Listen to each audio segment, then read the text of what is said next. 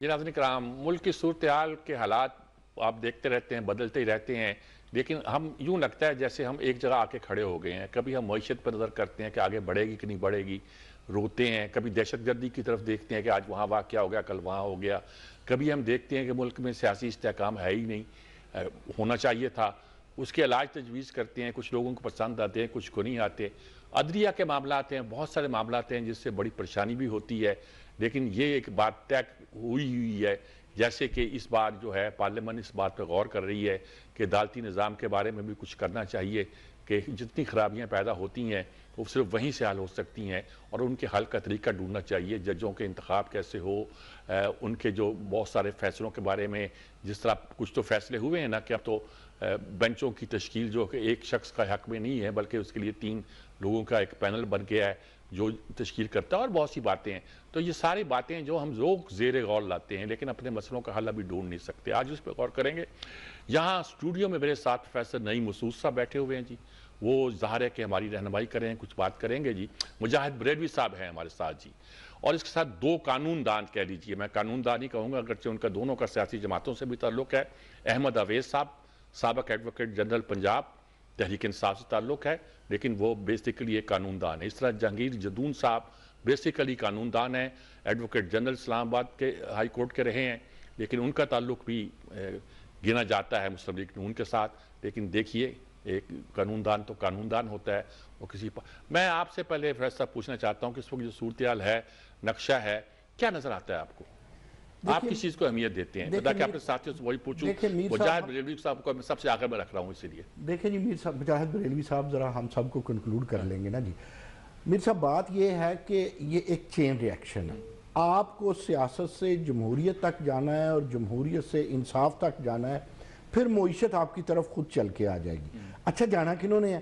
جانا ہے سیاستدانوں نے، اور ان سیاستدانوں نے جن کی جید پارٹیاں ہیں اور وہ سمجھتے ہیں کہ ہمیں حکمران ہونا چاہیے، تو پھر انہیں سب سے پہلے اپنی فہم و فراست کا ثبوت اس طرح دینا چاہیے کہ جس طرح اس وقت اختلافات ہیں، ہم ریاست کے لیے تھوڑی دیر کے لیے سٹیٹس مین بن گئے، اپنی اپنی پارٹی کے ممبر تو بنے ہی رہیں گے، اپنی اپنی پارٹی کے چیئر پرسن بھی بنے رہیں گے، لیکن سب سے پہلے لیٹس بیکم سٹیٹس مین۔ جب آپ یہ کام کریں گے، آپ نے کہا قانون دان بیٹھے ہیں، آپ یونیورسٹیوں میں چلے جائیں، آپ کسی ادارے میں چلے جائیں، ہر چیز کا حل مشاورت ہے، اور ہر چیز مشاورت تب ہوتی ہے جب آپ فردن سب کی رائے کو، مکالمے کو کنسیڈر کرتے ہیں، which is called جمہوریت۔ جمہوریت یہ نہیں ہے کہ آپ نے ہر اچھی کام چھوڑ دینے ہیں اور برے کام کرنے ہیں یا اس میں تبدیلی نہیں لانی۔ جمہوریت یہ کہتی ہے کہ آپ کا آئین جو ہے وہ ایک زندہ دستاویز ہے، جب وہ زندہ دستاویز ہے تو وہ سانس بھی لیتا ہے، وہ چلتا بھی ہے، اس میں تبدیلی بھی آ سکتی ہے۔ اگر ہم ان چیزوں کو نہیں کریں گے، اب آئی بات، اب انصاف ہی نہیں ہوگا تو پھر کیا کریں گے؟ انصاف کے لیے پھر پہلے سیاست ہے، پھر جمہوریت ہے، اور پھر آگے انصاف ہے، پھر معیشت ہے، جو میں چین ریاکشن میں نے تراشا ہے۔ اب آپ ججز کی اس طرح بار اور بینچ دونوں کو سیٹسفائی کرنا ہے۔ اگر بار اور بینچ سیٹسفائی نہیں ہوں گے، اور اگر جس طرح بڑی تبدیلی آئی قاضی فائز عیسیٰ کے دور میں کہ عدلیہ میں بھی آمریت آ گئی تھی، میں نے جمہوریت کا لفظ ساتھ رکھا ہے اداروں پہ بھی۔ اب قاضی فائز عیسیٰ کہتے ہیں کہ میں اکیلے فیصلے نہیں کروں گا، 1 بندے 2 بندے یا جس طرح کمیٹیز بنتی ہیں، تھوڑا سا یہ قبلہ درست ہوا ہے۔ اب اگر ہم سارے اپنا تھوڑا قبلہ درست کریں، اور جس طرح کل مشترکہ پارلیمنٹ میں صدر پاکستان نے بھی کہا پرسوں کہ آپ کو ایک قدم پیچھے ہٹنا ہوگا، اب ان کی بات آپ کو اچھی لگے یا بری لگے، وہ آپ کو اچھے لگیں یا برے لگیں، وہ صدر مملکت ہیں، ان کی بات پہ غور کیجئے گا۔ ہم ایک سٹیپ جب پیچھے جائیں گے تو ہمیں سوچنے کا موقع ملے گا، اور ہم معیشت کا، جمہوریت کا، انصاف کا سوچ پائیں گے۔ اگر ہم نے سوچنا ہی نہیں ہے، صرف لڑنا ہے، افہام و تفہیم سے دور بھاگنا ہے، تو یہ نہ تو سپورٹس مین سپیرٹ ہے اور نہ یہ سٹیٹس مین سپیرٹ ہے۔ ٹھیک بات جی۔ اویس صاحب، اب میں آپ کی طرف آتا ہوں۔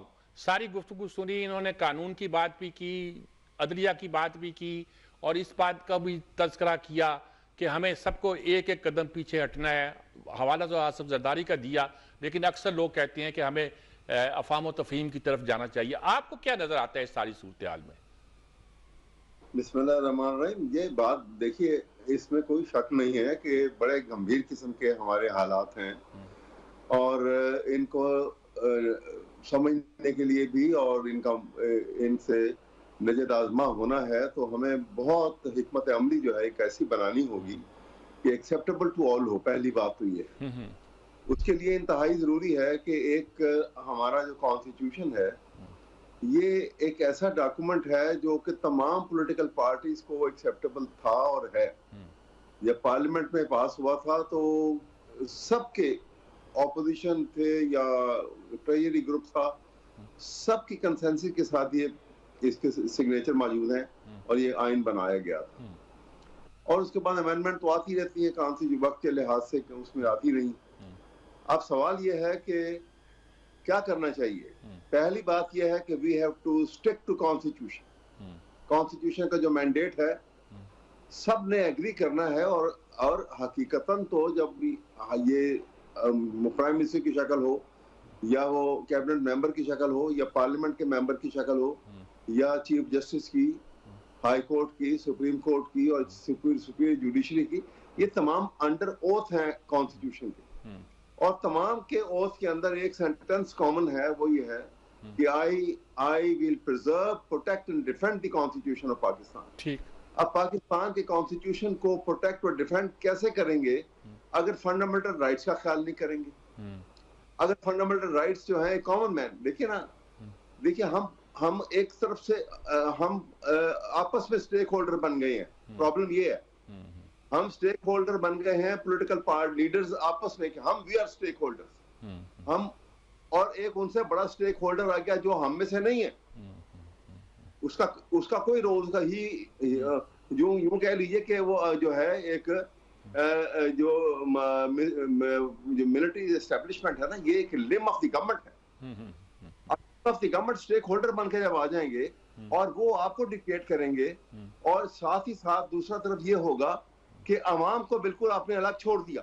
ان کی مینڈیٹ کا انہوں نے ان کی رائے کیا ہے, ان کی خواہشات کیا ہیں, ان کے معاملات سیدھے کیسے ہونے ہیں, وی ڈونٹ کیئر اباؤٹ. ہم آپس میں بدل بات کرتے ہیں. یہ ساری باتوں کو جب تک ہم احاطہ نہیں کریں گے اور ایک اراؤسی ٹیبل بیٹھیں گے اس نیت سے کہ ہم نے کچھ کر کے اٹھنا ہے یہاں سے, دیکھیے معیشت بھی کم جائے گی اور پاکستان کی اکانومی میں بھی فرق آ جائے گا. بالکل ٹھیک کہا آپ نے, بالکل ٹھیک کہا. بنیادی بات آپ نے کر دی کہ ہمیں آئین پر کاربند رہنا پڑے گا, تب بھی ہم آگے بڑھ سکیں گے, معیشت کو بہتر کر سکیں گے, سیاسی استحکام بھی پیدا کر سکیں گے اور ٹیررزم کو بھی ختم کر سکیں گے. ہم یہ بھی کہہ لیتے ہیں